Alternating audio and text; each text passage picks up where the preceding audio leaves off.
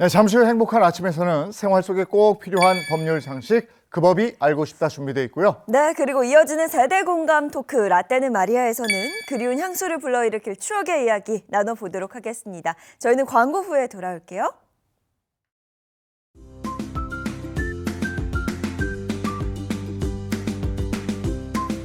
안녕하십니까. 행복한 아침 이재용입니다. 안녕하세요, 장예인입니다. 새로운 한 주가 시작됐습니다. 오늘은 2월 10일 월요일이고요. 여전히 춥습니다.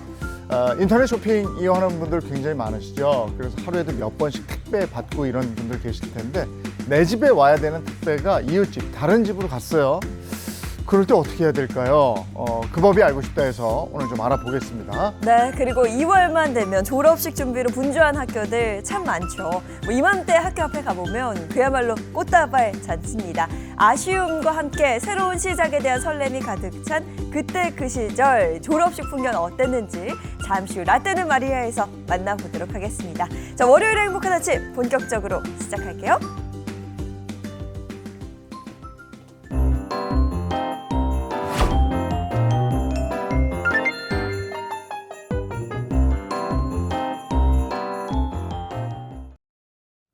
새로운 한 주가 시작된 월요일 아침 어떤 소식들이 들어와 있을까요? 모닝픽부터 시작하겠습니다. 손석구 평론가와 함께합니다. 어서 오세요. 안녕하세요. 네, 안녕하세요. 첫 번째 소개해 주실 모닝픽 어떤 게 있습니까? 네, 첫 번째 모닝픽은 모바일 신분증 확대입니다. 네, 모바일 신분증 확대라면 현재 시범 운행 중인 모바일 주민등록증을 이야기하시는 것 같은데요. 네. 이게 어떤 부분에서 확대된다는 거죠? 네, 행정안전부는 모바일 주민등록증 발급 지역을요, 오는 14일부터 다음 달 14일까지 전국으로 단계적으로 확대한다고 밝혔습니다. 현재는 세종시나 강원도 홍천, 또 경기도 고양, 경남 거창 등 9개 지역에서 발급이 가능한데 이걸 총 3단계에 걸쳐서 순차적으로 전국으로 확대한다는 계획입니다. 네, 구체적으로 어떻게 진행이 되는지 자세히 좀 알려주시죠. 네, 먼저 오는 14일부터는요, 대구, 대전, 울산, 강원, 전북, 전남, 경북, 또 경남과 제주에서 모바일 신분증 발급이 가능해지고요. 28일부터는 인천, 또 경기도, 충북, 충남, 다음 달 14일부터는 서울과 부산, 광주까지 모바일 신분증 발급 가능 지역을 확대합니다. 이렇게 3단계 확대 2주 후인 3월 28일부터는요, 주민등록지와 상관없이 전국 어디서나 모바일 주민등록증을 신청하고 발급받을 수 있는데요. 이 모바일 신분증을 발급받기 위해서는 우선 본인 명의의 휴대전화에 대한민국 모바일 신분증 애플리케이션을 설치해야 합니다. 이후에는 실물 주민등록증을 소지하고 주민센터를 방문하거나 IC칩이 내장된 실물 주민등록증을 받고 이를 휴대전화에 접촉하는 방식으로 발급받을 수 있는데요. 이 모바일 주민등록증은 행정기관, 금융기관, 병원 등에서 실물 주민등록증과 동일하게 사용할 수 있습니다. 공공기관이나 금융기관 방문할 때 깜빡하고 안 가져가서 낭패를 본 기억들이 있으실 텐데 이거 잘 활용하면 좋겠습니다. 네. 다음 픽 전해주시죠. 네, 두 번째 모닝픽은 위기의 국민연금입니다. 네, 사실 그동안 국민연금에 대한 우려는 상당히 많았는데요. 구체적으로 왜 위기라는 거죠? 네, 저출생으로 인한 국민연금 전체 가입자가 계속 줄어들고 있는데요. 국민연금공단 최신 통계에 따르면요, 지난해 10월 기준 국민연금 전체 가입자 수 2,181만 명이었습니다. 이는 2023년 말과 비교해 57만 명 이상 가입자가 줄어든 수치입니다. 월별 등락이 있기는 하지만 이런 수치라면 2023년에 이어서 지난해까지 2년 연속 전체 가입자 감소 추세가 불가피할 전망입니다. 한때는 복제 기둥이라고 불렸던 국민연금, 이제는 세대 간의 시한폭탄 이렇게 불려지고 있는데 이 많은 우려가 있습니다. 네, 그렇습니다. 특히 지난해 이 감소폭보다 올해 훨씬 더 큰 규모로 감소가 진행되고 있어서 충격을 더해주고 있는데요. 이는 국민연금 제도가 본격적으로 시행된 1988년 이후 유례없는 최악의 하락세입니다. 더 큰 문제는 꾸준히 증가하던 사업자 가입자 수도 지난해 감소 전환할 것으로 보인다는 겁니다. 국민연금 가입자는 크게 사업장 가입자가 있고요. 그 외에 지역 가입자로 나뉘게 되는데 이 사업장 가입자는 꾸준히 늘어나는 추세가 이어져 왔습니다. 그러다가 작년 10월 말 기준 사업장 가입자가 처음으로 감소했는데 이는 2003년 국민연금 가입 대상이 상용 근로자 5인 이상에서 1인 이상으로 확대된 이후 처음입니다.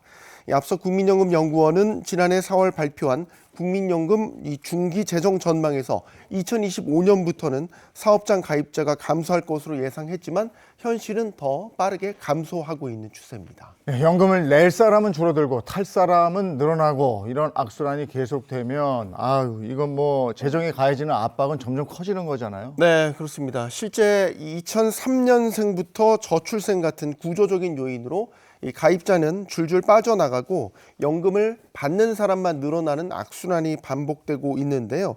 이에 따라서 재정 균형이 급속도로 무너지고 있습니다. 국민연금연구원에 따르면 2027년이면요. 국민연금 급여 지출이 보험료 수입을 초과할 것으로 예상됩니다. 이는 연금 재정이 더 이상은 자생적으로 유지될 수 없다라는 것을 뜻하게 되는데요. 결국 정부의 재정 투입이나 보험료 인상이 불가피해질 것이라는 관측까지 제기되는 상황입니다. 연금 개혁이 지연되고 또 정부가 보험료율을 조정하지 못하는 사이에 국민연금의 부채는 하루 885억 원씩 쌓여가고 있습니다. 전문가들은 이제 더는 국민연금 개혁을 더 이상 미뤄서는 안 된다며 개혁이 늦어지게 되면 국민연금은 지켜야 할 제도가 아니라 유산이 되어버린 제도로 남게 될 것이라고 경고하고 있습니다. 지금 정치권에서는 보험료율과 또 소득 대체율을 상향하는 것을 골자로 한 정치권의 막판 합의가 시도되고 있습니다.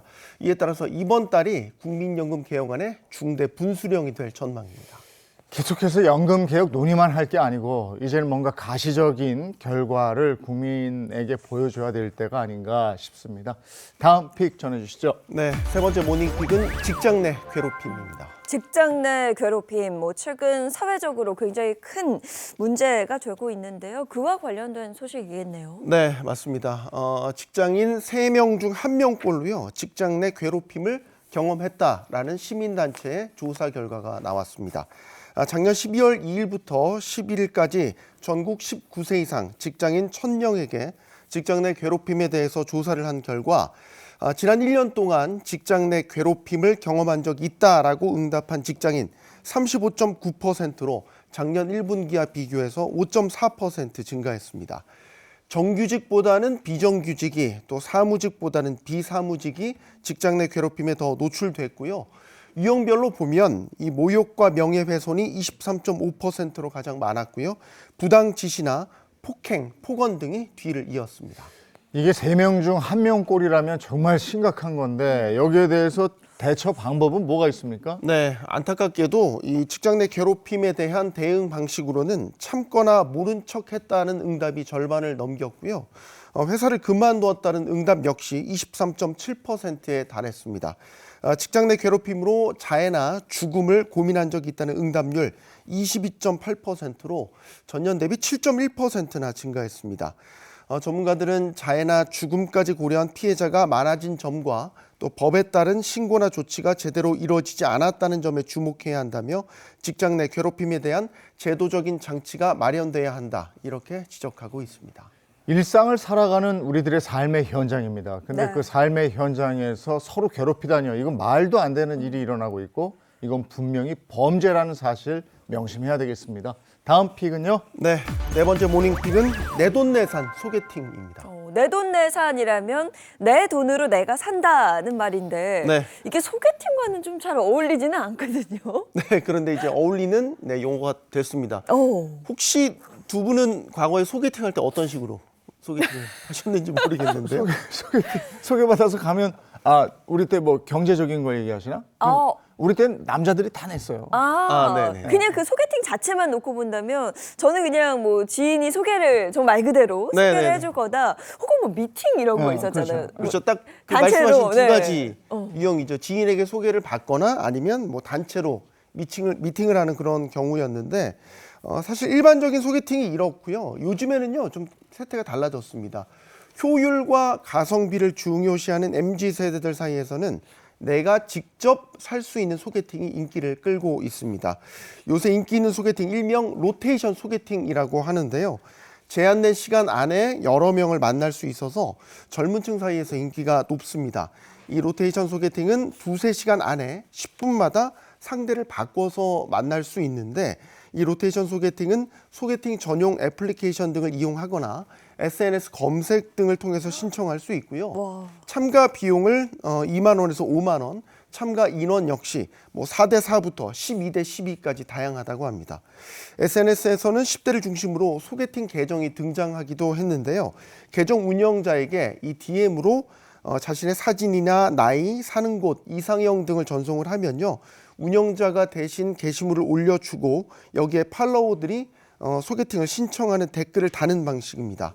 이외에도 뭐 안대를 쓰고 만나는 블라인드 소개팅 같은 이색 소개팅이 젊은 층 사이에서 인기를 끌고 있습니다. 10대를 중심으로면 너무 이르지 않습니까? 그러니까 깜짝 놀랐어요. 고등학생들 소개팅 아닌가? 계정이 등장했다? 이 로테이션 소개팅 같은 경우에는 이렇게 돌면서 한 10분 정도 만난다는 건데 네.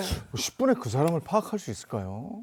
그렇죠. 사실 10분 안에 무슨 깊은 이야기를 나눌 수가 있겠습니까? 물론 첫눈에 반하는 뭐 그런 행운이 따를 수도 있겠지만 역시 쫓겨서 이렇게 소개팅을 하다 보면 인사만 하다가 끝난다 이렇게 아쉬움을 표하는 사람들도 분명히 많습니다. 전문가들은 이 로테이션 소개팅의 인기의 특징을 보면 고유성이 있고 또 취향이 다양한 MZ세대의 선호가 반영된 것이라면서 나와 맞는 사람을 찾는 게 하늘의 별 따기라는 인식을 가진 이들이 과거의 소개팅 방식이 낭비라고 느끼기 때문에 효율적인 방식을 찾는 것으로 보인다 이렇게 분석하기도 했습니다. 네, 효율 따지는 건 좋습니다만 사람의 만남 그리고 거기서 평생의 인연으로 발전할 수 있는데 가성비와 효율만으로 그 사람을 만난다. 네. 아유, 글쎄 잘 모르겠습니다. 자, 오늘 모닝페이 여기까지 하겠습니다. 손석구 평론가와 함께했습니다. 고맙습니다. 감사합니다. 네, 고맙습니다.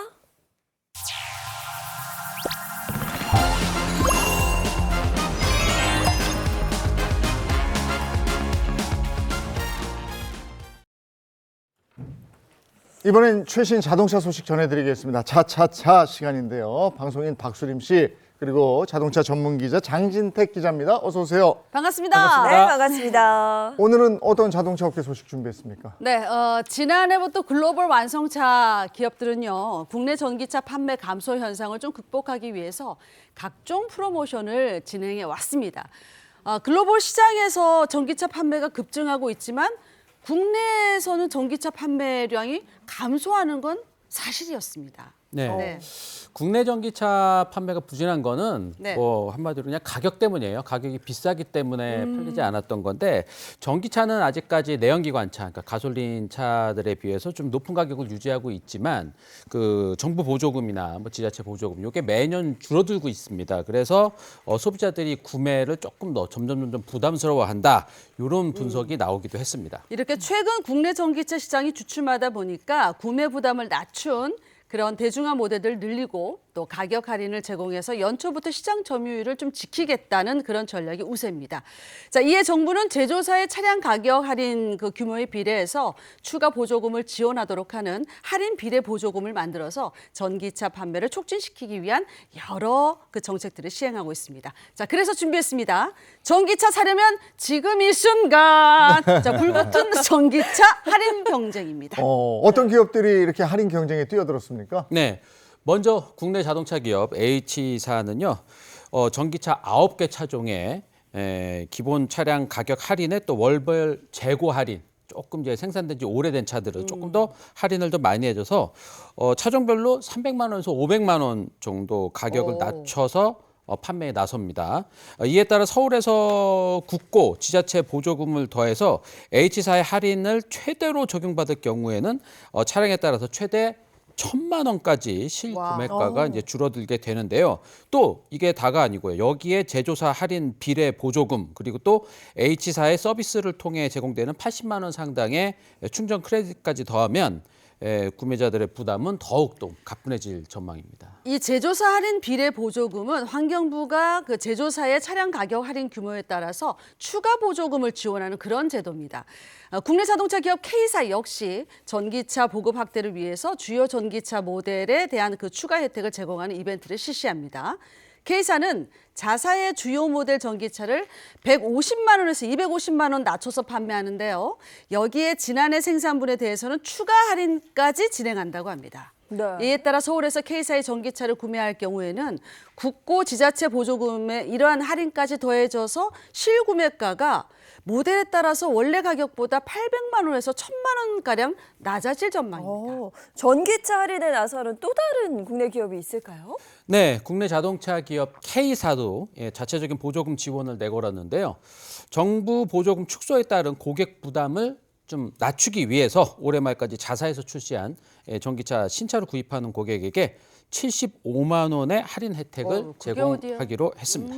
네, 전기차의 다소 높은 가격이 이 대중들을 좀 멀리하게 했는데 이렇게 가격 할인을 좀 하고 이렇게 네. 되면 다시 구매 욕구를 높일 수가 있겠죠. 그리고 요즘에 또 전기차 신차 발표도 계속되고 있죠. 아, 그렇습니다. 자, 국내 자동차 기업들은요, 당장의 이익보다는 판매 규모를 늘리는 데 주력하겠다, 이런 뜻을 내비쳤습니다. 그러니까 일단 신차는 비싸다라는 이런 불문율이 전기차 시장을 중심으로 조금씩 깨지고 있는데요. 국내 자동차 기업 H사는요, 우수한 상품성과 넉넉한 실내 공간을 부각해서 경쟁사들과 정면 승부를 펼친다는 그런 뜻입니다. 네, H사는 최근 첫 대형 전기 SUV를 출시하면서 사전 계약을 시작을 했는데요. 이 대형 전기 SUV는 국내 최대 용량인 110kW시 배터리를 탑재해서 전 모델이 한번 가득 충전하면은 네. 500km 이상 주행하는 아주 장거리 주행까지도 괜찮은데요? 가능한 이 차를 만들어냈습니다. 후륜구동 모델, 그러니까 가장 효율이 좋은 후륜구동 모델 기준으로 해서 이 가득 충전하면은 532km까지 갈 수 있으니까요. 서울, 부산 갔다가 올라오면서 뭐 이렇게 충전하면 될 정도예요. 그리고 이게 길이가 5m가 넘는 5m 6cm짜리 지금 자사에서 출시한 SUV 중에 가장 큰 SUV이고요.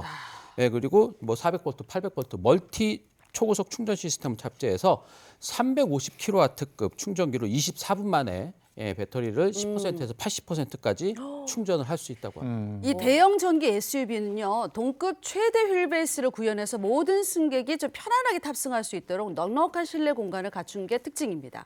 그러니까 외관은 물의 저항을 최소화하는 날렵한 보트의 모습에서 착안했다고 하는데, 그래서인지 H사가 내놓은 그 역대 가장 큰 SUV 차량이지만 최고 수준의 공기 저항 계수를 달성하기도 했습니다. 그러니까 H사는 지난해 11월 미국 LA에서 이 대형 전기 SUV를 세계 최초로 공개했고요. 자, 이번 달 중으로 본격 출시한다는 그런 계획입니다. 네, 뭐 지금 영상으로 저희가 봤습니다만 차가 굉장히 멋있네요. 네. 그렇죠. 그쵸. 웅장하고 네. 멋있습니다. 이런 신차 발표는 저희를 늘 설레게 하는데 또 다른 기업은 어떤 기업이 있을까요? 네. 국내 자동차 기업 K사 역시 올해 친환경 SUV 신차 출시를 계획하고 있는데요. 우선 지난해 중국 시장에서 1만 대 판매를 돌파한 준중형 전기 SUV를 국내 시장에서 선보이겠다라는 계획인데요. 전기차 격전지인 중국 시장에서 상품성을 입증받은 만큼 국내 시장에서도 충분히 흥행에 성공할 것으로 보이고 있습니다. 네, 미국 자동차 기업 G사 역시 중형 전기 SUV 출시를 계획하고 있습니다. 지난해 9월 일회 충전 가능 거리에 대한 국내 인증을 끝낸 상태로 출시 시점을 조율하고 있고요. 국내 완성차 업체 R사 역시 올해 준중형 전기 SUV를 국내 시장에 선보이면서 친환경 SUV 신차 대열에 합류합니다. 네. 가격 경쟁률도 높이고 그리고 선택지도 늘어나고 이러면 다시 또 국내 전기차 시장이 활기를 띨 수 있는 그렇죠. 네. 그런 계기가 되겠습니다. 그랬으면 좋겠고요. 자, 오늘 자동차 관련 소식은 여기까지고요. 이번엔 우리 주변에서 일어나는 사건 사고를 법의 관점으로 풀어보겠습니다. 그 법이 알고 싶다.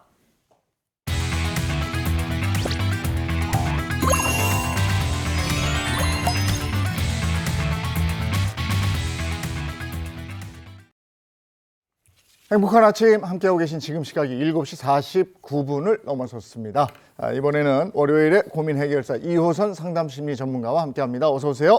안녕하세요. 반갑습니다. 네, 반갑습니다. 그리고 월요일에 법률 해결사죠. 강성신 변호사, 임주혜 변호사 함께합니다. 반갑습니다. 안녕하세요. 네, 이 교수님 오늘 준비한 소식은 뭡니까? 네, 오늘 저희 함께할 첫 번째 소식은 이겁니다. 요새 택배들 많이 받으시는데요. 네. 이웃집으로 잘못 배송된 택배 때문에 이웃 간에 갈등이 생기면서 벌어진 일인데, 자, 아파트 입주민의 이야기 들어보겠습니다. 오늘의 함께할 바로 그 주제. 사라진 내 택배 오배송 어쩌죠? 자, 꽁트로 함께 만나보겠습니다. 인터넷 쇼핑에 취미가 생긴 전 일주일에 몇 번씩 택배 받아보는 재미로 살고 있습니다. 집 앞에 택배에 도착했다는 문자만 와도 설레는 그 기분 다들 아시죠? 예인 씨 아시죠?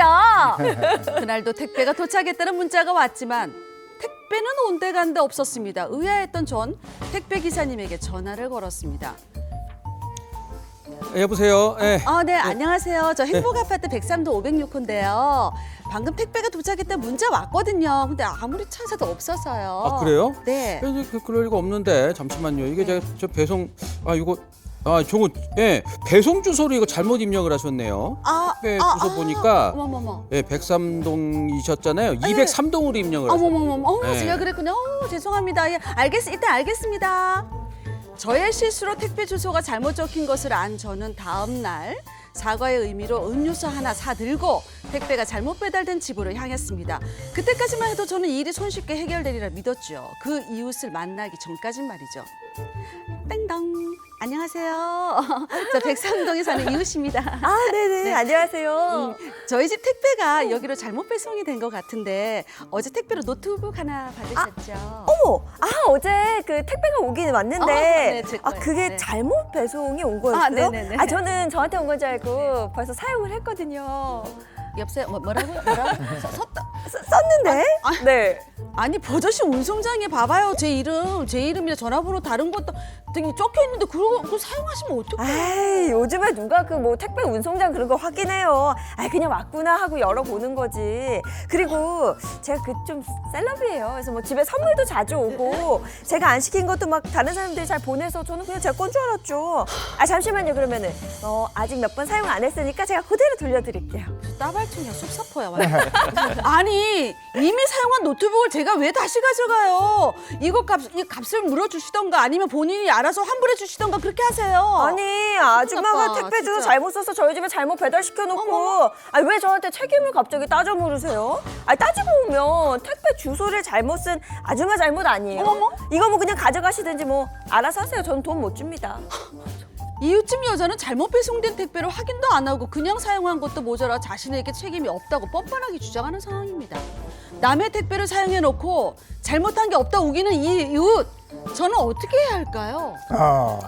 이거 아주 곤란한 상황이군요. 아하. 얼굴을 붉힐 수밖에 없는 이런 네. 상황. 자세히 얘기 좀 들어보죠. 네, 지금 사건은 이렇게 된 겁니다. 40대 A씨의 사연인데요. A씨는 남편 생일을 맞아서 큰맘 먹고 고가의 노트북을 구입하게 됩니다. 며칠 뒤에 택배 배송 완료 문자가 띵동 와서 확인을 해보니 문을 열고 봤더니 택배가 온데간데 없어진 겁니다. 그래서 혹시나 배송 사고가 난 게 아닐까 싶어서 택배 기사에게 확인을 했더니 A씨가 실수로 옆동 주소가 잘못 적히도록 그렇게 잘못 적어놨던 거죠. 네. 그 다음 날 A씨가 이 잘못 배송된 집을 택배 받으신 게 있냐 하고 물어봤더니 본인에게 선물 온 줄 알았다 그러면서 뜯어서 노트북을 이미 사용했다 이렇게 답이 온 겁니다. 그리고 나서 이미 사용하는 흔적이 선명한 그 노트북을 이 쇼핑백에 덜렁 넣어가지고 이 A씨에게 돌려주더라는 거예요. 웬일이야? 그랬더니 이 A씨가 이 상자에 분명히 배송받은 사람 이름과 전화번호가 있는데 상식적으로 그걸 모를 수가 있냐 이렇게 물어봤더니 내가 눈이 나빠서 이게 잘 안 봤다, 못 봤다. 거기다 종종 우리 집에 이렇게 선물이 들어오기 때문에 어머. 당연히 내 건 줄 알았다라고 되레 역정을 내게 된 겁니다. 그래서 A씨가 이 이웃을 대상으로 해서 보상을 청구할 수 있을지 거기에 더 나아가서 혹시 법적 처벌도 가능한지를 확인하고 싶어하는 바로 그 이야기입니다. 근데 뭐 눈이 안 좋으실 수도 있습니다만 일상생활을 하실 거 아니에요. 그럼 안경을 써서라도 확인을 했어야 되는데 물론 주소를 잘못 쓴 분도 잘못이 있지만 그렇다고 해서 뭐 선물이라도 지인이 보냈을 텐데 모르는 사람 이름으로 왔다 해서 열어봤다? 이거는 좀 아니지 않나 싶습니다. 자, 일단 여기서 우리 사용자분은 이 노트북 값을 청구해서 받고 싶은 거잖아요. 그러면 이게 가능할지 우리 패널분들의 의견을 먼저 묻습니다. 자, 노트북 값을 청구해서 받을 수 있다. 있으면 O, 아니면 X 이러면 됩니다. 하나, 둘, 셋, 들어주세요. 이거 애매해. 이건 받아야 돼요. X, O, O. 예, 얘기 좀 저도 들어보죠. 받아야지 생각을 하긴 했는데 주소를 본인이 잘못 썼어. 그러니까 그게 그럼 그 본인이 그 사람이 잘못한 거긴 해요. 근데 뜯어서 또 쓴 것도 잘못이야. 아 이거 되게 애매해요. 저는 정확하게 O인지 X인지 정확하게 말씀드리기 좀 세모. 애매한 것 같아요. 아니 어, 아니 세모야. 생각해 보면 네. 아니 술 마시고 옆집에 잘못 들어가면 그 집이 내 집입니까? 그건 아니잖아요. 네. 남의 물건은 엄연히 남의 물건이고 아무리 내가 운송장에 주소를 잘못 썼다 하더라도 분명히 내 물건인지 아닌지를 확인하고 써야지. 그게 아니면 맞긴 한데. 이거 문제가 심각해지는 겁니다. 네. 그러면 그리고 이게 노트북이잖아요. 노트북은 딱 배송 받아가지고 이 사용을 했다는 거는 뭔가 뭐 자기 거 깔고 뭐 자기 세팅하고 막 이랬다는 거잖아요. 이게 사실 그것도 잘못됐어. 되돌리기가 이렇게 쉽지 않은 물건이긴 하거든요. 네, 요거는 좀 뭐 청구를 하거나 이렇게 해서 좀 바로 잡아야 되지 않을까 생각이 듭니다. 거기다 이게 고가잖아. 본인이 시킨 물건도 아니고 이거는 그럼요. 저 가격도 좀 나가는 건데 이걸 뜯어서 썼다? 아니 내 카드 뭐 잃어버렸을 때 네네. 남의 카드를 가져와서 쓰면 안 되는 거잖아요. 그죠, 내게 아니니까. 그래서 저도 청구할 수 있다의 한 표입니다. 근데 이거를 청구를 또 어떻게 하나 싶어요. 이걸 뭐 하루 사용료를 받을 것도 아니고. 그것도 애매해요. 아니 그 컴퓨터 그럼 값이지. 아예 전체를요? 네. 오, 그렇게 그래. 너무 네. 야박하다. 이거 네. 이거 우리 변호사님들의 생각이 궁금합니다. 한번 OX O 들어주시죠. 같은데 느낌은. 하나, 둘, 셋. 뭐야? 청구할 수 있어. 역시. 있구나. 예. 받아야죠. 얘기 좀 설명 좀 들어볼까요? 듣고 싶어요, 네. 임재 변호사님. 그렇죠. 사실 이런 경우 흔히 발생할 수 있습니다. 우리가 이사를 갔는데 깜빡하고 이전 주소로 이제 택배 배송받는 아이고. 경우 아, 있을 수 맞아요. 있고요. 그리고 요즘 물건 주문 핸드폰으로 하게 되잖아요. 네. 그러니까 작은 자판으로 누르다 보니까 맞아요. 주소 깜빡하고 빼먹거나 해서 잘못 배송시키는 경우 있습니다. 물론 애초에 주소를 잘못 적은 우리 사연으로 보자면 A씨의 과실 분명히 있어요. 네. 잘못한 것은 맞는데 이거 함부로 쓴 것도 분명히 잘못했습니다. 적어도 한번 확인해 볼 수 있잖아요. 이 택배 내가 온 게 맞나? 운송장의 이름이나 전화번호 확인할 수 있고 뜯어볼 수는 있다고 해요. 그러니까 뜯어본다고 해도 내가 주문하지 않은 노트북과 같은 고가의 물건이 왔다면 택배 회사에 전화해 보거나 하는 정도의 조치는 취했어야 한다. 이렇게 좀 판단받을 수 있을 것 같습니다. 그렇기 때문에 이 확인하는 절차가 그렇게 어렵지도 않고 아니면 헷갈릴만 했다. 이런 사정이 없다면 이 부분 함부로 사용하면 충분히 문제가 될 수 있을 것 같고요. 경우에 따라서는 손해배상 청구라던가 형사 책임 같은 부분도 물어볼 여지가 있습니다. 형사 책임까지. 저는 그 과일 그 감 한 박스가 딴 집에 가가지고 그 집으로 갔고 제가 주소를 잘못 적었더라고요. 네. 갔는데 한 2개 빼 드셨더라고요. 어르신이 잘 모르고 우리 아들내미가 보냈나 보다 하고 드셨대요. 근데 저희 집에 오면 잘못 받았다 했더니 미안하다고 냉동실에 있는 막 곶감을 2개를 채워 가져 주시더라고요. 그런 거는 있을 수 있는데 이거 노트북이란 말이에요. 근데 본인은 몰랐다고 주장하긴 하지만 이거에 대한 법적 처벌을 받을 수 있을까요? 일단 처벌이라고 말씀을 하셨잖아요. 네. 저도 이 사연 보고 조금 놀랐던 게 비슷한 일을 겪었어요. 이런 일들이 왕왕 있는 것 같습니다. 네. 저도 이 치킨을 시킨 거예요. 네. 치킨을 시켰는데 시켰는데? 아무리 기다려도 오지 않는 거예요. 정말 1시간, 2시간을 기다려도 오지 않는데 치명적이야, 배송이 진짜. 완료가 됐다는 겁니다. 그래서 제가 아파트를 다 찾으러 돌아다녔어요. 이게 내가 뭐라고 입력했는지도 잘 기억이 안 나. 비슷한 동에 혹시 일로 갔나 이렇게 찾으러 다녔어요. 찾았습니다. 잘못 입력을 했어요. 네. 그래서 배를 눌렀습니다. 혹시 제 치킨 이거 가득 드셨다는 거예요. 다리를 드셨대 가슴 부분 다 드셨대. 드셨어요. 아니, 다 드셨어가지고 제가 너무 어이가 없어서 그러네. 여쭤봤어요. 아니 왜 그거를 드셨냐 그랬더니 본인도 치킨을 시켰다는 거예요. 그런 경우는 어쩌죠? 그래서 제가 그 당시 상황에서는 그러면 시키신 거를 제가 저희가 갖고 그러면 가서 먹겠다. 되죠. 되겠네. 이렇게 해서 그런 해프닝이 있었는데 저도 당시에 생각을 했던 게 그럼 이거를 무슨 범죄를 물을 수가 있을까라고 생각을 해봤거든요. 범죄가 성립할 수 있습니다. 점유이탈물 횡령죄라는 게 성립을 할 수가 있는데 예를 들어서 그 잘못 드신 분이 저희 집에 몰래 와서 집 앞에 놓여 있는 그 치킨을 그래, 훔쳐 드신 건 그걸 아니에요. 그래서 절도죄라고 볼 수는 없지만 사실 그 치킨 제가 제 돈 주고 시켰기 때문에 제 거잖아요. 근데 그분이 제 점유를 떠난 물건 5배송돼서 제 점유를 떠난 물건을 이거 내 거 아닌지 내 거 아닌 거 알면서도 먹어버렸다라고 하면은 경우에 따라서는 점유이탈물 횡령죄가 성립을 할 수 있고 그리고 보통 택배 같은 경우에는 아까 말씀하셨듯이 이제 이름이나 이런 게 써 있잖아요. 맞아요. 그리고 딱 봉함이 되어 있는 경우들이 있단 말이죠. 이거를 그냥 남의 건지 알면서도 몰래 열어봤다. 이거는 성법상의 비밀 침해죄에도 해당이 될 수가 있습니다. 네. 그리고 코로나19 이후에 이제 비대면 택배, 이제 맞아요. 비대면 배송이 유행하기 시작하면서 요즘에는요, 그 택배를 보냈다고 한 뒤에 그 뒤에 사진을 찍어. 사진 그쵸, 찍어. 그 다음에 아. 보내는 경우가 있어요. 그래서 왔다 그래서 가보면 종종 물건이 없는 경우도 있거든요. 맞아. 이럴 때는 누구에게 책임을 물어야 할까요? 그렇죠. 저도 사실 택배 없이는 못 삽니다. 저희 집 초인종 가장 많이 누르시는 분이 우리 택배기사님인 것 같은데 이런 경우 많이 발생할 수 있어요. 우리가 아침에 문자 옵니다. 택배 오늘 이제 배송받을 수 있는 물건들 맞아요.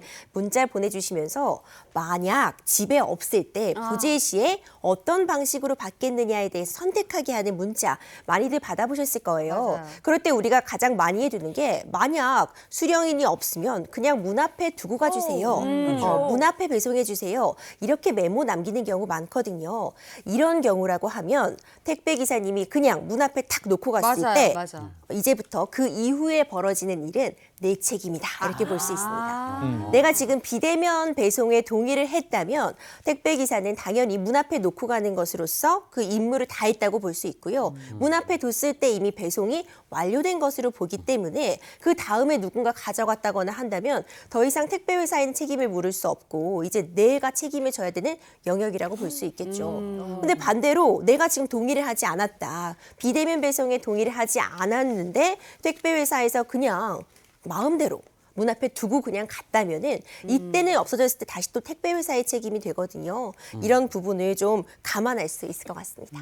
이 노트북 같은 경우는 굉장히 고가의 물품인데 그럼 택배 회사에 책임을 묻는다면 그러면 손해배상은 어느 정도나 가능한 건지 그것도 궁금하네요.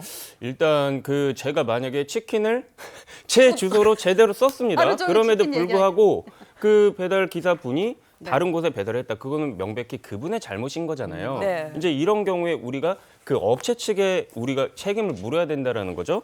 근데 이런 거는 어떻게 해결하시는 게 가장 간단하냐면 이제 표준 약관이 있어요. 수화물 같은 경우에는 이제 표준 약관이 있는데 만약에 이 수선이 가능한 상품인데 업체 측, 배송 업체 측의 잘못으로 인해서 오배송이 되었다거나 한다면은 그 수선비 상당액을 배상하도록 되어 있고요. 그리고 수선이 만약에 안 되는 물품, 또 치킨 얘기 나오지만 치킨 같은 경우에는 수선이 어렵지 않습니까? 맞아요. 먹어버리면 그럼. 이런 경우에는 그 물건 운송장에 그 금액 기재하게끔 되어 있어요. 처음에 우리가 막 택배 같은 거 신청할 때 그 운송장에 기재된 금액을 기준으로 하게 되고 만약에 그 운송 가액이 설령 기재가 되어 있지 않다라고 하더라도 50만 원 한도로 배상을 하게끔 이 표준 약관에 일단 정해져 있습니다. 그래서 이 약관에 따라서 처리를 하시는 것이 가장 편리하고요. 이 당사자끼리 약정을 한 사안이니까 이렇게 택배 회사를 상대로 오배송으로 인한 손해배상 청구를 하시면 되겠습니다. 또 하나 궁금한 게 우리나 설이나 명절 앞두고 뭐 한우 선물 세트 이런 거 뭐 조기 뭐 이런 것도 선물 많이 하잖아요.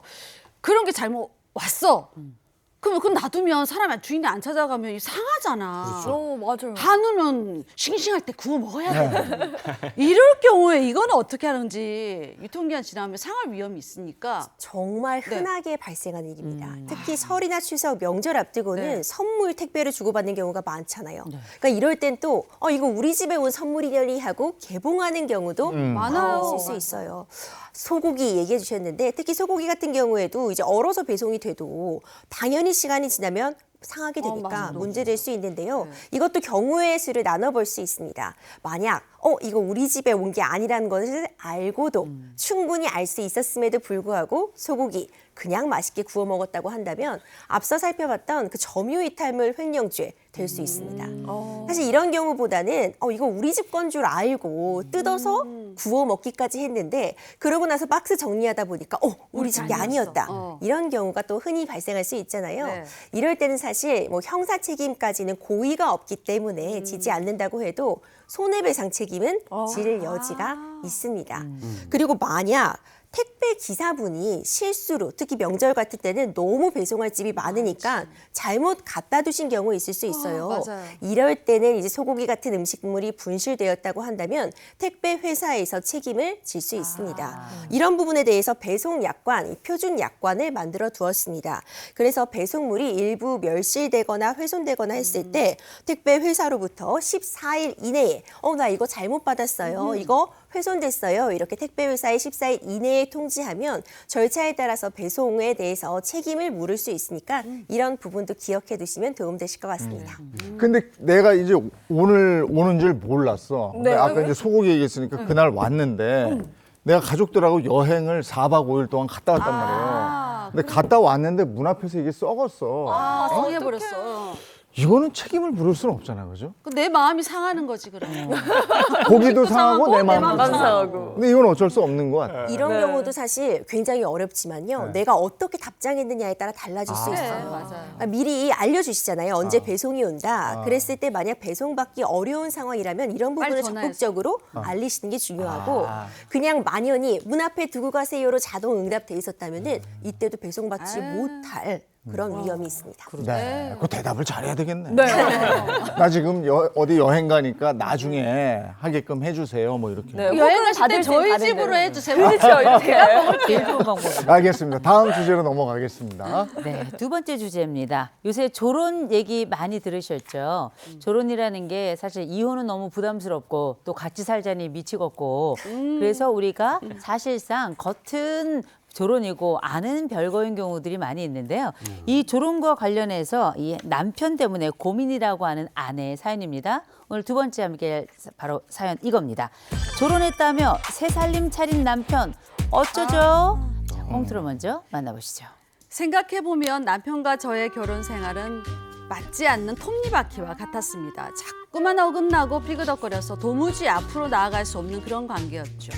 자식들 다 키워서 출가시키고 우리 부부만 남은 썰렁한 집안을 볼 때마다 정말 갑갑하고 한숨이 나왔습니다. 이대로 더는 못 견딜 것 같은 어느 날 전 남편에게 조론을 선언했습니다. 아니, 당신 지금 뭐라고 그랬어?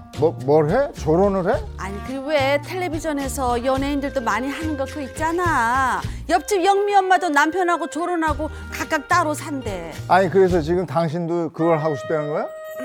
솔직히 자기도 나랑 이렇게 다투면서 죽을 때까지 사는 거 불행하다고 생각하지 않아? 우리 진택이도 다 커가지고 장가가고 이제 당신하고 나 사이에 남은 일도 없고 아유 우리 이대로 그냥 조론하자. 알았어. 그럼 당신 소원이 그렇다면 뭐 조론해, 그럼. 따로 떨어져 있어 봐야 상대의 소중함을 안다 했던가요? 남편과 저 역시 조론을 시작하며 사이가 더 좋아졌습니다. 전 남편에게 수시로 반찬을 가져다 줬고 남편은 제가 사는 집에 수리할 곳이 생길 때마다 들러서 고쳐주면서 바람직한 조론 생활을 하고 있다고 생각했습니다. 남편의 집에서 그 여자를 보기 전까진 말이죠. 어머 깜짝이야. 누구세요? 아니 저희 남편이 사는 집인데. 아, 재용 씨 와이프. 저 재용 씨 여자친구예요. 뭐라고요? 아니 뭐 듣자니 두 분 조론하셨다면서요. 뭐 아직 호적 정리만 안 했다 뿐이지. 우리 재용 씨 말로는 뭐 거의 남남이나 다름없다고 그러던데. 대체 무슨 일이야 이거? 여보, 재영 씨, 야, 당신 우리 집에 무슨 일이야? 우리 집에.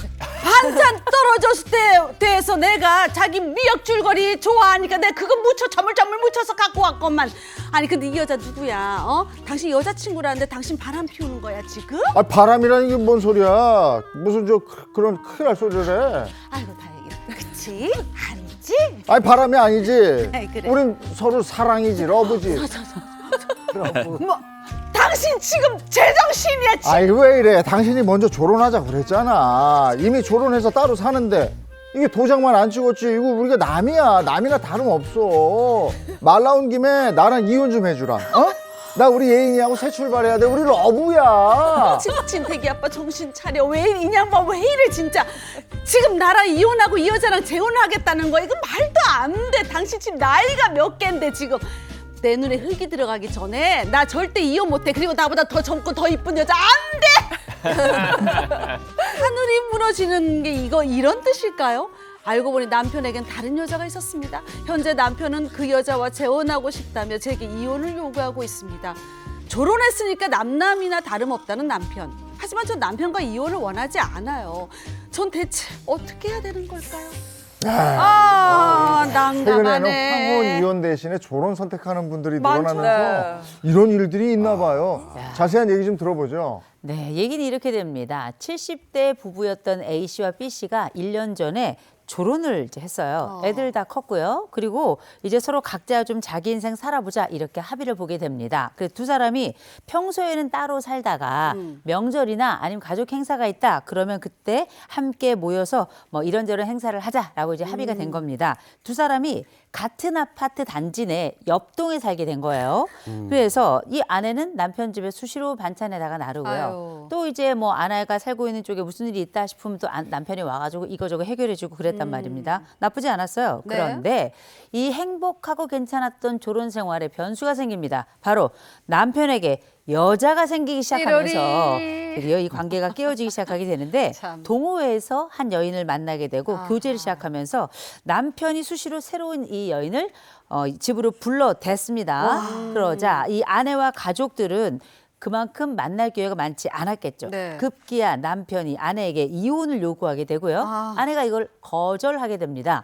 그러면서 남편은 아니 우리 벌써 결혼해서 거의 남같이 지내고 있지 않느냐. 그러니까 이렇게 사느니 서류 정리하는 게 낫다. 이렇게 얘기를 한 겁니다. 그랬더니 아내가 이혼을 한 것도 아닌데 엄연히 당신은 여전히 내 남편이고 나는 당신의 아내 아니냐.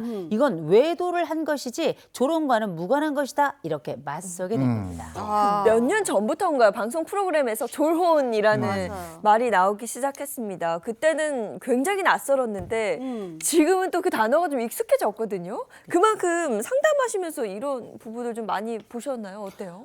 생각보다 굉장히 많습니다. 어떤 사례가 있었냐면 이 사례는 이제 얘기해도 좋다라고 제가 합의를 받고 지금은 두 분이 잘 살고 있기 때문에 말씀드립니다. 남편하고 아내가 60대 후반이었는데요. 남편하고 아내가 한참 조론이란 단어가 유행할 때 우리도 한번 조론해보자. 그래서 아내는 경기도에 살고 남편은 서울에 지내고 있었습니다. 남편은 또 사업을 하고 있었기 때문에. 그런데 너무나 놀랍게 조론을 하기로 약속한 그 다음 날부터 이 남편이 다른 여자 집으로 들어간 거예요. 이게 이제 원래 생각했던 조론이라고 하는 게 각자 집을 얻어서 살면서 서로 왔다 갔다 하고 안부 묻고 그렇게 해피하게 만나자는 게 목적이었는데 이 남편이 생전 바람을 핀 적도 없는 사람이었는데 조론 얘기가 나오고 날짜가 정해지자 거의 이전에 알고 있던 여인하고 그냥 살림을 시작해버린 겁니다. 이것 때문에 이 아내가 우울증에 걸리고요. 이 나머지 그 자녀들이 찾아와가지고 이 아버지를 어떻게 해야 되는지 이 관련된 상담을 하느라 그랬는데 결국은 이 남편은 이제 내가 조론 후에 새롭게 만나고 같이 살게 된 이 여인하고는 헤어졌고요. 다시 아내하고 같이 살면서 상담을 1년 반을 다시 했습니다. 회복은 됐습니다만 그 과정은 정말 쉬운 일이 아니었습니다. 자, 그럼 하나하나 짚어보죠. 먼저 조론과 이혼 법적으로 어떻게 다릅니까? 조론이라는 단어가 굉장히 흔하게 쓰여지고 있죠. 그래서 너무 친숙해진 익숙한 단어가 됐는데 우리나라 민법전 딱 펼치면요. 졸혼이라는 단어는 아무리 찾아도 없습니다. 없어요. 법적으로는 있는 개념이 아닙니다. 우리 민법에서는 혼인관계가 지금 정상적으로 유지되고 있는 부부 그리고 혼인관계가 완전히 해소된 이혼 이 두 가지만을 산정하고 있고 조론에 대해서는 다루고 있지 않습니다. 엄연한 차이가 존재하는데 이 조론이라는 건 쉽게 말씀드리자면 별거를 하는 상황인데 그냥 단순히 우리가 너무 갈등이 심하니까 따로 떨어져 살아보자 에서 더 나아가서 혼인 관계를 실질적으로 어느 정도 좀 종료하자는 합의가 한 스푼 담겨 있는 상황이라고 볼 수 있어요. 그래서 새로운 어떤 부부간의 어떤 계약의 형태로 볼 수 있는데 요즘 같은 경우에는 특히 좀 더 자유롭게 살고 싶어서 그리고 나만의 공간이 필요해서 조론을 선택하시는 경우들이 자주 있습니다. 근데 법률상의 효과는 이 이혼과 조론은 완전히 다릅니다. 이혼은 부부로서의 관계가 법적으로 완전히 단절되는 것을 뜻하기 때문에 부부 간에서 있었던 재산 관계도 정리를 해야 되고요. 이혼을 하고 나면 한쪽 배우자가 사망했을 때 상속 같은 부분도 발생하지 않게 됩니다. 하지만 조론은 법적으로는 여전히 부부관계를 유지하고 있는 것이기 때문에 상속 같은 부분도 당연히 진행되게 되고요. 경우에 따라서는 이제 부양 의무라던가 동거 의무 이런 부분들도 여전히 존재한다고 볼 수 있습니다. 사연에서는 남편이 조론 뒤에 다른 이성을 만나고 그리고 이혼까지 요구하고 있잖아요. 근데 아내 입장에선 조론했다고 해서 아내가 이혼을 원치 않는데도 이혼을 할 수 있는 거예요? 글쎄요, 저는 조론을 들어만 봤지 그 조론이 뭔지 사실 정확하게는 잘 모르겠어요. 그 방금 변호사님 말씀해 주셨다시피 이게 뭐 어떤 법적인 개념도 아니고 그러면 이제 법적인 개념으로 들어와 보자는 거죠. 그러면 여전히 법률상 부부입니다. 법률상 부부이니까 부정한 행위를 하면 안 돼요. 그러니까 정주 의무가 인정이 된단 말이죠. 네. 뭐 조론이고 뭐 막 그런 걸 했다 손 별거 치더라도 어쨌든 엄연히 법률상 부부이고 이 남성이 지금 외도 행위를 했잖아요. 그러면 이 남성은 유책 배우자예요. 그럼 유책 배우자가 본인이 스스로 이혼을 청구를 해서 인용을 받을 수 있을까? 원칙적으로 안 된다라는 거죠. 그래서 이 남편은 만약에 본인이 이혼을 원한다고 해도 그 아내분이 원하지 않는다고 하면은 사실상 이혼은 좀 어려울 것 같다는 생각이 드네요. 그럼 네. 저 무슨 이게 조론 상황은 네. 이런 상황에서 남편이 외도한 걸로 인정이 되는군요. 외도로 인정이 될 거예요. 외도로 인정이 될 거고. 왜냐면 법률상 부부니까. 네, 이혼한 게 아니니까. 그렇죠. 이혼한 게 아니니까. 그리고 일단은 그 예외적으로 이 부부 사이가 진짜로 혼인의 실체가 완전히 해소될 정도로 단순 일시적 동거가 아니라 완전히 해소될 정도로 파탄이 됐냐라고 보면은 사실 그것도 아닌 것 같아요. 왜? 뭐 고장 났을 때 집에 가서 고쳐주고, 남편이 반찬 갖다 고쳐주고 주고. 반찬 그래요. 미역국거리 갖다 주고 한 거는 여태까지 살아왔던 생활에 비춰봤을 때 네. 그냥 동거만 하지 않는다라는 거지 혼인 관계가 완전히 파탄됐다 이렇게 보기는 조금 어려울 것 같거든요. 그래서 이 남편분이 아니다 우리는 조론 뭐 이런 계약도 했고 조론하기로 합의도 받고 완전히 우리 가정생활은 파탄났어라고 주장을 법정에서 하더라도 사실상 인정받기 조금 어려울 걸로 보여집니다. 네. 그러면은 어쨌든 이 남편이 외도를 저지른 거잖아요. 그러면은 이 부인이 상간녀 소송을 그러게 할 상관녀 수가 소송. 있을까요, 이게? 있을 것 같은데? 할 수 있습니다. 경우에 따라 다를 수 있겠지만 만약 조론 계약서 같은 거를 이미 작성해 둔 상태라고 해도요. 우리 법원에서는 조론 계약서가 있다고 해서 부부간에 서로 어떤 성적 성실 의무까지를 면제해 주는 것은 아니다. 이렇게 보고 있습니다. 그리고 우리 사연으로 돌아와 보면 이렇게 얘기하셨어요. 조론하셨다면서요. 전 얘기 들었습니다. 전 여자친구예요. 이렇게 소개하셨잖아요. 조론하셨다면서요. 그러니까 여전히 법적으로는 배우자가 있다는 걸 알고 있는 상태죠. 그러니까 유부남임을 알고도 만났다고 오히려 이걸 역으로 공격할 수 있을 것 같아요. 그러네. 그렇다면 이런 경우에 이제 우리가 흔히 얘기하는 그 상간녀를 상대로 해서 위자료 청구, 내 정신적인 손해에 대한 배상 청구를 할 수 있고요. 실제로 이와 유사한 사례가 있었습니다. 그 사례에서는 남편과 아내 간에는 우리가 사생활을 서로 터치하지 않는다. 그렇지. 이런 부분이 조론 계약서로 남아 있었고 서로 민사상 책임 묻지 않는다. 뭐 이런 얘기 담겨 있었는데 이 경우에도 사실 이 상간 상대방에 대해서는 위자료 청구가 가능할 수 있다고 볼 수 있거든요. 이제 이런 부분들을 감안해서 500만 원 정도의 위자료 청구가 인정되었던 사례도 있어서 네. 위자료 청구는 가능하다고 볼 수 있습니다. 네. 방금 이제 조론 합의서 얘기를 해주셨는데 그러면 이 조론 합의서를 쓸 때 주의할 점이 있을까요? 만약에 이 남편분이 주의를 해주고 싶어요. 네. 그리고 내가 지금 몰래 만나는 여자 혹은 걸렸지만 그 외도를 한 여자한테 위자료 이런 거를 안 묻게 하고 싶어라고 하면은 합의서에 엄청 구체적으로 작성을 하시면 돼요. 뭐 예를 들어서 우리가 조론을 한다, 그리고 합의를 한다, 그리고 우리가 향후 어떤 뭐 성적인 행위, 뭐 외도 행위 이런 걸로 완전히 자유롭게 한다. 그러니까 당신도 이거 용인한다. 우리는 완전히 그냥 사랑에 있어서의 자유야. 한다. 이런 것들을 한다. 그리고 내가 누구를 만나던 그 사람한테 책임을 묻지 않는다. 막 이런 식으로까지 구체적으로 작성을 한다면 사실 500만 원보다 더 낮출 수는 있을 거라고 보여집니다. 어쨌든 본인 간의 합의니까. 네네. 그리고 그 졸혼이라는 게 아까 말씀드렸다시피 어떤 법적인 개념이 아니다 보니까 향후에 어떤 막 법적인 문제들이 발생할 소지가 있어요. 네. 그래서 이혼을 만약에 이혼으로까지 가게 된다면 나중에 합의로 인해서 네. 혹은 뭐 법률상 재판으로 인해서 그러면은 결국에는 재산 분할이나 이런 문제들이 생길 수가 있잖아요. 네. 그래서 재산적인 문제에 관해서도 조금 조론 합의서에 구체적으로 적어 놓으시면은 그 법정에서 판단 시에도 되게 중요한 합의서. 자료로 쓰여질 수 있을 것 같습니다. 그걸 강 변호사님이 조론 합의서 1, 2, 3를 좀 만들어 매뉴얼을 좀 주세요. 뭐 한다 해가지고 우리 해야 조론은 된다. 여기까지 허용. 그래서 그 취사 선택을 좀 할 수 있으면 좋을 것 같아요. 어쨌든 참. 만나고 헤어지는데도 예의가 있는 거죠. 그럼요. 순서가 네. 있는 겁니다. 그 법이 알고 싶다. 오늘 여기까지 하겠습니다. 고맙습니다. 고맙습니다. 아.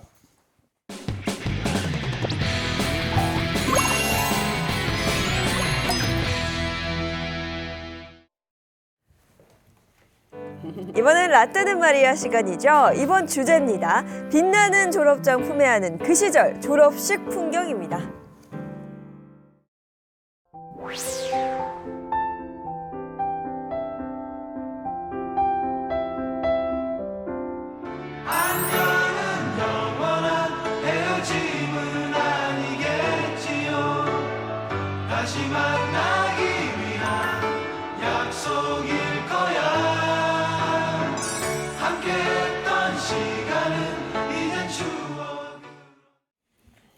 시간이 정말 빠릅니다. 벌써 2월 둘째 주인데요.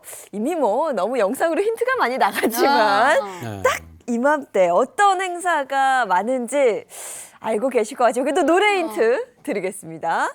들려주세요.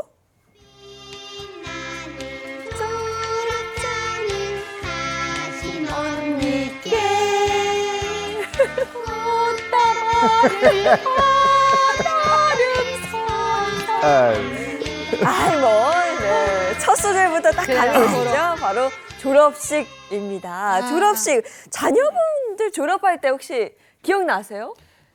애들 입학식도 물론 기억에 남지만 졸업식, 초등학교 졸업식밖에 저는 못 갔거든요. 중학교 때는 뭐 스케줄 때문에 못 가고 애들 또 오지 말래. 큰 아들이 엄마 오지 마, 오지 마. 근데 초등학교 때는 가긴 갔는데 진짜 마음이 막 이렇게 짠하면서 아기 때부터 커가는 과정이 주마등처럼 쫙 지나가는 거예요. 그 전복던 애가 기어다니던 애가 걸어가면서 혼자 학교 가던 그 걸음 이런 것들이 생각나면서 너무 가슴이 뭉클하더라고요. 언제 저렇게 컸나 싶은 생각에 네. 진짜 많이 좀 짠하고 좀 울었던 것 같아요. 우리 생각해 보면 네. 졸업식이 뭔가 한번 제 머릿속에 딱 떠올리잖아요. 그러면 매듭을 딱 끊는 거거든요. 중간중간에 우리가 발달을 쭉 펼쳐놓고 봤을 때 그래 유치원, 그래 초등, 중등, 예. 고등, 그다음에 대학교 이런 식으로 인생의 중요한 지점마다 하나하나 이걸 문장이라고 치자면 문장 끝나면 마침표 찍고 문장 끝나면 마침표 찍고 이렇게 마침표들이 쭉 나중에 모이면 이게 일종의 인생이라고 하는 문단이 되는 거잖아요. 그래서 굉장히 중요한 일련의 발달적인 통과 의례가 바로 졸업식이다. 이렇게 말씀드릴 수 있는데 우리가 뭐 다들 졸업해보지 않았습니까? 제가 요즘에 얼마 전에 그 노인학교, 노인대학 졸업식을 갔다 왔거든요. 그분들이 그렇게 우시더라고요. 근데 얼마나 다니셨냐 그랬더니 1년 다니셨대요. 1년이면 울 것 같지도 않은데 그래도 그 사이에 우리는 정이 들었고 맞아요. 그리고 이상하게 왜 졸업이라고 하는 개운함도 있지만 동시에 약간 그 아쉬움도 교차하면서 맞아, 있죠. 굉장히 그 독특한 그 시기가 바로 이 졸업식이 아닌가 싶습니다. 네.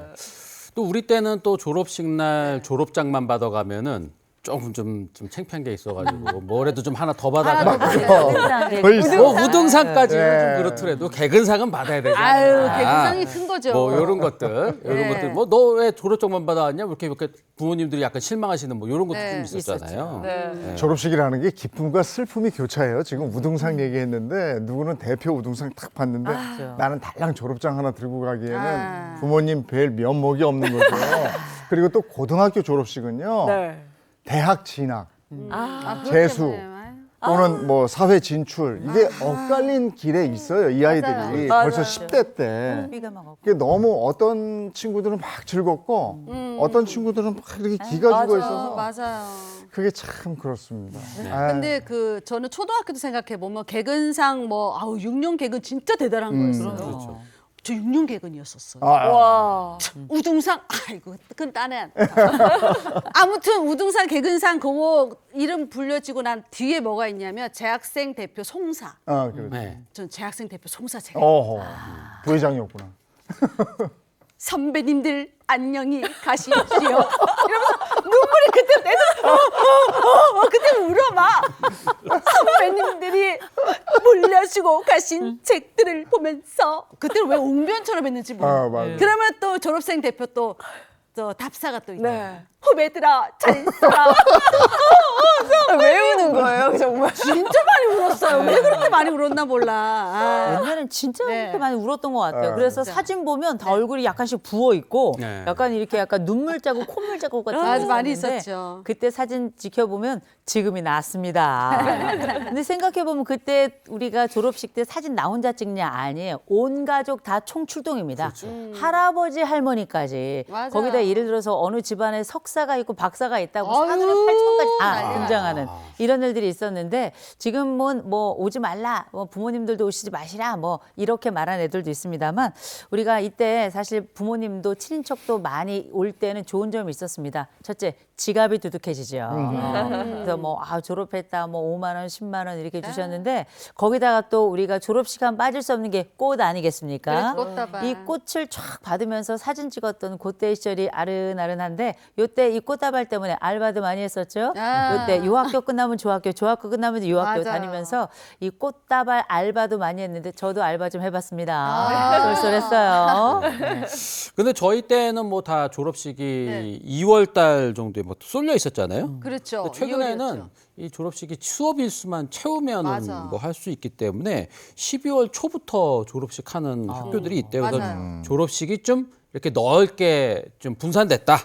네, 뭐 이런 추세가 있더라고요. 네, 뭐 생각해보면 그 시절의 졸업식은 좀 남달랐던 것 같은데 그 졸업식 하면 대표적으로 학사모 써야 하고요. 네. 학위복 있잖아요. 맞아요. 네. 참고로 학사모는 이쪽에 있던 거를 이쪽으로 넘기셔야 졸업입니다. 먼저 말씀드리고요. 그럼 우리가 학사모도 있지만 왜 학사복 있죠? 왜 네. 졸업할 때 입는 까만색 옷.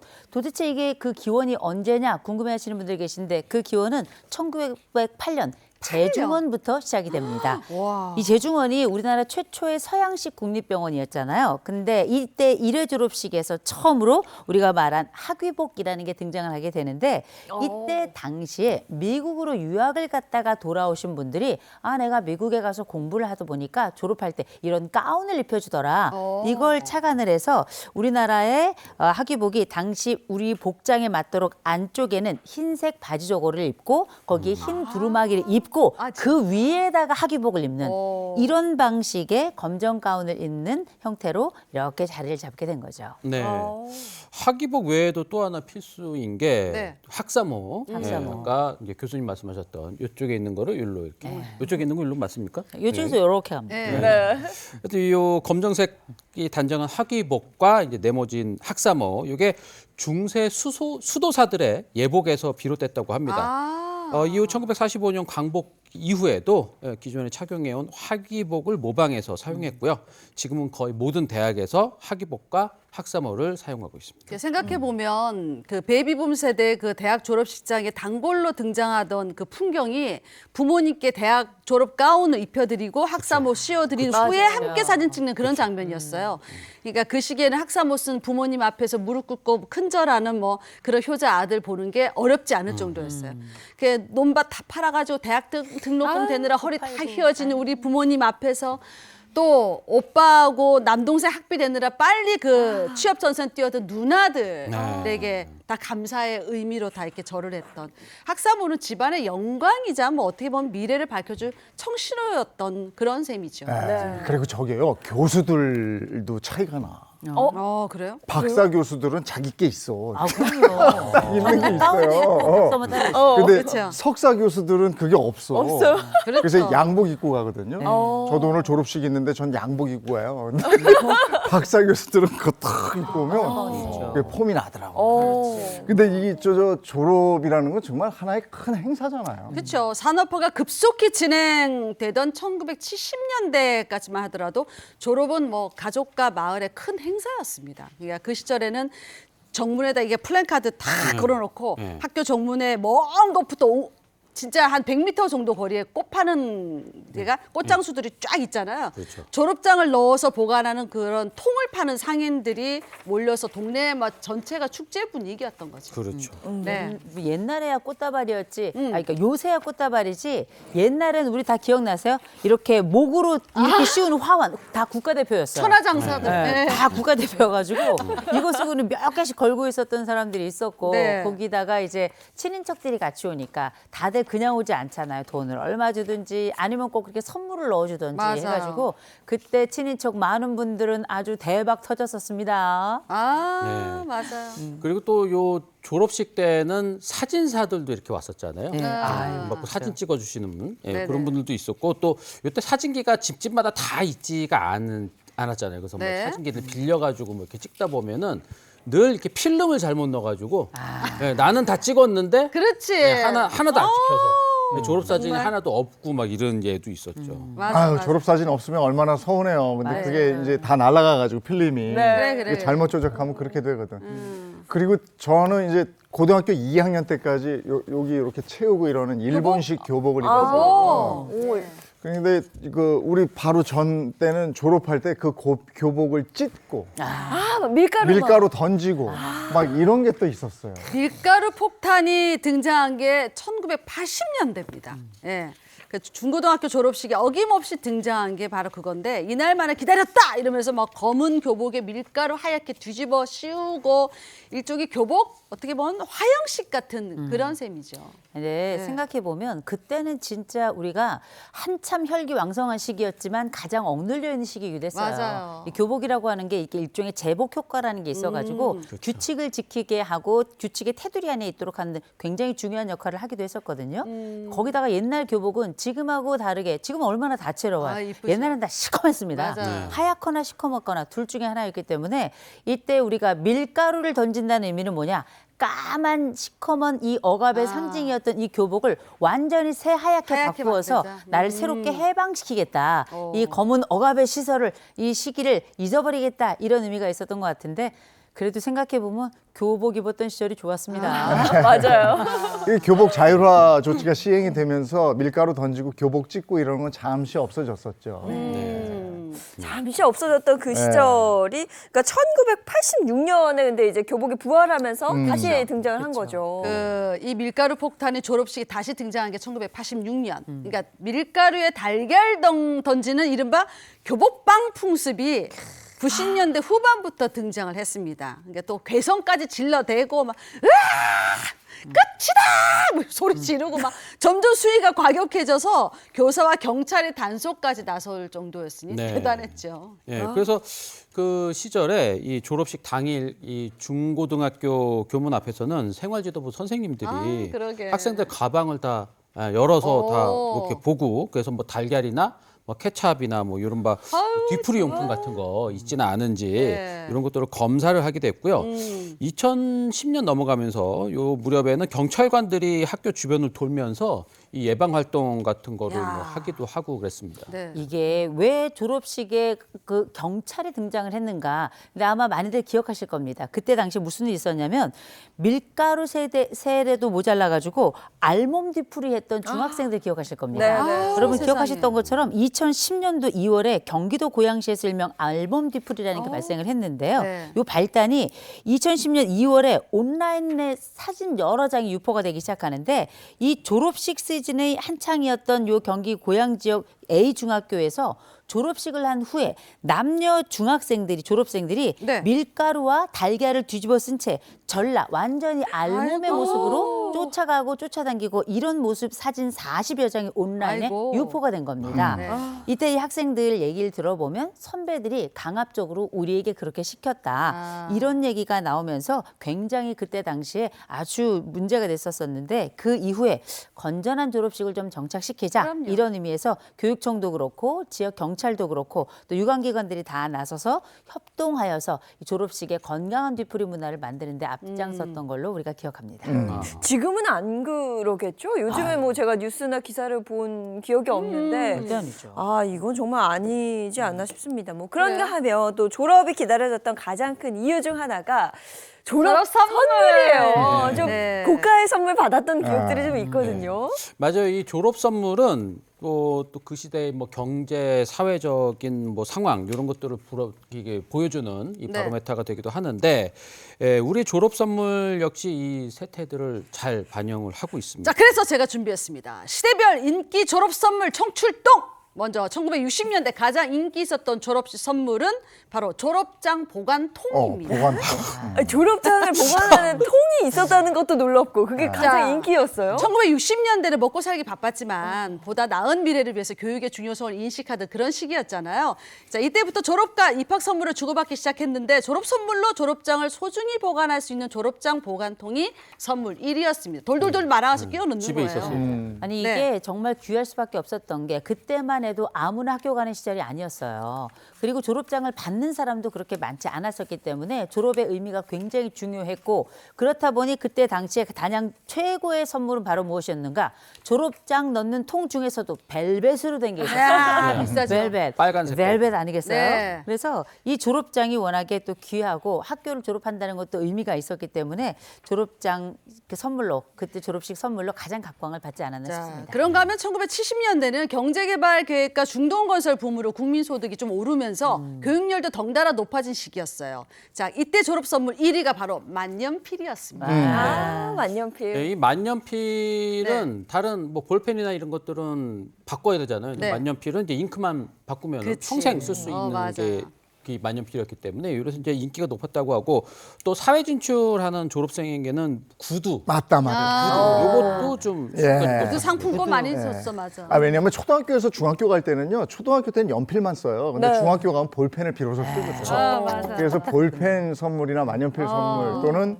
영어 사전. 영어 사전. 옛날에 콘사이스라고 불렀죠. 그렇죠. 중학교에서 고등학교 갈 때는 이제 그 손목시계. 그렇죠. 근데 고등학교에서 대학교 갈 때는 양복 내지는 아까 말씀하신 그래요. 구두. 아. 뭐 이런 거예요. 근데 손목시계가 또 최고 인기이기도 하고. 맞아요. 예, 또 외국의 고가 스포츠 브랜드들도 대거 들어오면서 고급 운동화 역시 학생들 사이에서 인기 선물로 떠올랐고 1990년대부터는 전자산업이 발전하면서 선물 역시 전자제품 중심으로 바뀌었어요. 네. 전자제품 말씀하시니까 기억이 나는 게 저희 언니가 그 음악 듣는 거 좋아해서 CD 플레이어 그 선물 받아서 제가 한 번만 들으면 안 돼 했던 기억이 좀 납니다. 그렇죠. 그래요, 뭐 CD 플레이어 또 옛날에 이렇게 열린 전자 사전도 있었어요. 네. 또 삐삐 맞다, 요건 맞다. 이제 90년대 후반 선물이고 90년대 초반에 뭐냐? 여러분 기억하실 겁니다. 워크맨. 조그맣게 가지고 다니면서 듣는 이 그 플레이어인데 저 그거 진짜 부러웠어요. 나도 갖고 싶었어. 졸업 날이면 가족들하고 먹는 거 있잖아요. 짜장면 집 가서 그날은 탕수육 시켜주시고. 너무 좋았지. 네, 그 당시에는 정말 먹기가 좀 힘들었잖아요. 아 힘들죠. 귀한 음식이었기 때문에 이렇게 특별한 날 졸업식 끝나고 많이들 드셨던 것 같아요. 좀 더 사는 집은 갈비도 먹으러 갔어요. 아, 그럼 어머, 진짜 갈비를? 저희 엄마가 옛날에 짜장면집을 하셨거든요. 아. 졸업식 때 저희 1년치 다 벌었습니다. 아 그랬겠네. 맞아. 그런가 하면 이제는 졸업식 풍속도도 예전하고 많이 달라졌어요. 네, 많은 부분이 변했는데 뭐 졸업식의 그 꽃. 그렇죠. 꽃이 선물이었고 뭐 음식 같은 경우에는 뭐 예전에는 뭐 짜장면 많이 먹었지만 요즘은 또 많이 달라져서 고기를 먹기도 하고 맞아요. 뭐 분위기 좋은 레스토랑도 그렇죠. 많이 찾는다고 가기도 합니다. 하고. 네, 아 정말 졸업식의 풍경도 세월 따라 변해지는. 요즘엔 네, 또 달라지네요. 송사답사 이런 것도 없는데도 그런 것도 많고. 없어요. 요즘은 없더라고요. 네, 아 정말 친구들하고 졸업식 그냥 얘기 놀러 재밌네요. 가는 거야. 엄마 아빠 오지 마세요. 저희끼리 알아서 하겠습니다. 이런 게 좀 많이 바뀌었어요. 맞아요. 그리고 예전에 대학 졸업식에는 또 그 특별하게 총장상을 받는 사람들 외에는 안 갔어. 네, 근데 요즘엔 좀 가기도 하는가? 그래요? 잘 모르겠어요. 오늘 또 졸업 시즌을 맞아서 졸업에 대한 얘기 한번 나눠봤습니다. 고맙습니다. 네, 고맙습니다. 자, 한 주의 시작 날씨 궁금합니다. 지난 주말에도 날이 참 추웠는데요. 문단영 기상캐스터, 주말 잘 보냈나요? 네, 저는 잘 보냈습니다. 시청자분들도 잘 보내셨죠? 월요일에도 여전한 추위에 일어나기 힘드셨을 텐데요. 한파와 함께하는 아침, 현재 서울의 기온은 영하 6.7도를 보이고 있고요. 여전히 두꺼운 외투는 필수겠습니다. 오늘 전국이 대체로 맑겠는데요. 다만 서해안은 흐립니다. 오전까지 1에서 5cm 정도가 되는 눈이 내리겠고요. 경기 남부는 눈이 조금 내립니다. 동쪽으로 이동하는 고기압의 영향을 받으면서 기온이 점차 오르겠는데요. 오늘 서울의 한낮 기온이 2도, 강릉과 광주가 4도까지 오릅니다. 영상권을 보이기는 하겠지만 여전히 평년 기온을 밑돌겠습니다. 동해안에는 건조특보가 내려져 있습니다. 강원 동해안은 건조경보가, 부산과 울산을 포함한 그 밖의 동해안에는 건조주의보가 내려져 있는데요. 바람도 강하게 불고 있어서 화재에 유의하셔야겠습니다. 대체 이 강추위는 언제까지 갈지 궁금하시죠? 오늘까지만 참으시면 됩니다. 내일 서울이 영하 5도, 6도를 보이면서 이맘때 겨울 기온을 되찾겠습니다. 내일 기온이 오르고 나면 수요일에는 전국에 비눈 소식이 있는데요. 그 이후에는 이 정도 수준의 한파는 없을 것으로 보입니다. 지금까지 날씨 전해드렸습니다. 아무리 추워도 우리가 그 추위를 견딜 수 있는 힘은 그 추위가 언젠간 끝난다는 걸 알기 때문이죠. 네, 맞습니다. 이제 앞서 저희가 예보 들었습니다만 뭐 이 추위는 길어야 오늘 뭐 내일까지라고 하니까요. 면역력 관리 끝까지 잘하시기 주시기 바랍니다. 좋은 하루 보내시고요. 저희는 내일 아침 7시 30분에 돌아올게요. 행복한 아침, 행복한 하루 되십시오. 고맙습니다. 고맙습니다. 즐거운 오아시스에서 Play the next channel A